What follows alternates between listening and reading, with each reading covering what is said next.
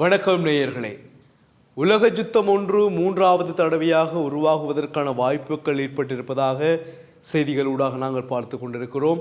அதற்கு ஏற்றாற்போல் ஈரான் இப்பொழுது அணு ஆயுதத்தை தாங்களே சொந்த தயாரிப்பதற்கான முனைப்புகளில் ஈடுபட்டிருக்கிறது. அதனுடைய ஆரம்ப கட்ட பணிகள் ஆரம்பமாக இருக்கின்றன. இன்னும் ஒரு வருடத்தில் ஈரான் அணு ஆயுதத்தை வைத்திருக்கக்கூடிய நாடு என்ற நிலைக்கு வரும் என்கின்ற ஒரு அதிர்ச்சியான செய்தியை வெளியிட்டிருக்கின்றார்கள் உலக அரசியல் அரங்கிலிருந்து. ஆண்டனி பிளிங்கன் தலைமையிலான இந்த குழுவினர்களுடைய அறிக்கையின் அடிப்படையில் ஈரான் என்பது ஒரு தனி நாடு. இந்த ஈரான் நாட்டில் இருந்து பல இயக்கங்கள் உருவாகி அந்த இயக்கங்களுக்கு இராணுவ பயிற்சிகள், இராணுவ உபகரணங்கள், தளபாடங்கள், ஆயுதங்கள் அத்தனையையும் வழங்குகின்ற ஒரு நாடுதான் ஈரான். ஈரான் முஸ்லீம் நாடுகள் அதே போல் முஸ்லீம்களுக்கு அதிகமாக கை கொடுக்கின்ற ஒரு நாடாக இருக்கிறது. இன்றைக்கும் பாருங்கள், அல் கொய்தா மற்றும் ஷியா முஸ்லீம் பிரிவுகள் போன்ற பல இஸ்லாமிய பயங்கரவாத அமைப்புகளுக்கு துணை போகின்ற, அவர்களுக்கு இராணுவ ரீதியிலான பலத்தை கொடுக்கின்ற, இராணுவ உபகரணங்களை வழங்குகின்ற ஒரு நாடு என்றால் ஈரான். இப்பொழுது இடம்பெற்று கொண்டிருக்கக்கூடிய இஸ்ரேல் காசா மோதலிலும் கூட இஸ்ரேலுக்கு ஆதரவாக ஹவுதி கிளர்ச்சியாளர்கள் மற்றும் நாங்கள் சொன்னது போல ஹிஸ்புல்லா அமைப்பினர்கள் மற்றும் ஷியா முஸ்லீம் குழுவினர்கள் இவர்கள் எல்லோருமே இணைந்த வகையிலான தாக்குதல்களை செங்கடல்களிலும் மற்றும் ஏனைய இடங்களிலும் இஸ்ரேலுக்கு எதிராக தொடுப்பதற்கு மிக முக்கியமான பங்குதாரராக திட்டம் திட்டி கொடுப்பதில் முதன்மையானவர்கள் ஈரான் நாட்டவர்கள்.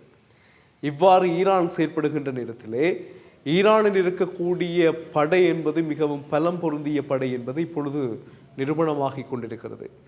அந்த வகையில்தான் இன்னும் ஒரு வருடத்தில் ஈரான் தன்னுடைய கட்டுப்பாட்டின் கீழ் அணு ஆயுதத்தை வைத்திருக்கும் என்கின்றதான ஒரு நிலையை ஏற்படுத்தி இருக்கிறது. இந்த நிலை உருவாகுமானால் உலகத்தினுடைய ஓட்டத்தை நாங்கள் எவ்வாறு கணிக்க வேண்டும் என்பது உலக அரசியல் அரங்கில் அரசியல் ஆய்வாளர்களுக்கு நன்கு தெரிந்ததாக இருக்கும். ஏன் ஈரானுக்கு இவ்வளவு பலம் வந்திருக்கிறது, அணு ஆயுதத்தை வைத்திருக்கிறது என்றால் ஈரானுடன் சாதாரணமாக யாரும் மோதிவிட முடியாது. இப்பொழுது இருக்கக்கூடிய நிலையில் கடலிலும் சரி, தரையிலும் சரி, வானிலும் சரி ஒரு பலம் வாய்ந்த படையாக ஈரான் படை இருக்கின்றது. இந்த ஈரானிய படைகளினுடைய தாக்குதல்கள் ஆரம்பங்களில் இஸ்ரேல் மீது மேற்கொள்ளப்பட்ட போது அதற்கு ஈடுகொடுக்க முடியாத நிலையும் இஸ்ரேலுக்கு இருந்தது. அது மறுப்பதற்கு இல்லை. இவ்வாறான காலகட்டத்தில் தான் அணு ஆயுதமும் ஈரான் உருவாக்கி கொண்டால் என்ன ஆகும் என்பது இப்பொழுது பல நாடுகளுக்கு ஒரு அச்சத்தை ஏற்படுத்தி இருக்கிறது. ஆனால் இன்னும் அந்த அச்சத்தை இஸ்ரேல் உணரவில்லை.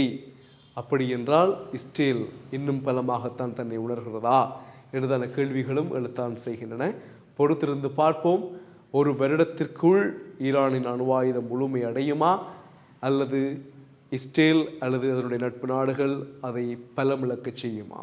சந்திப்போம் உறவுகளை. இணைந்திருங்கள் டியூப் தமிழுடன்.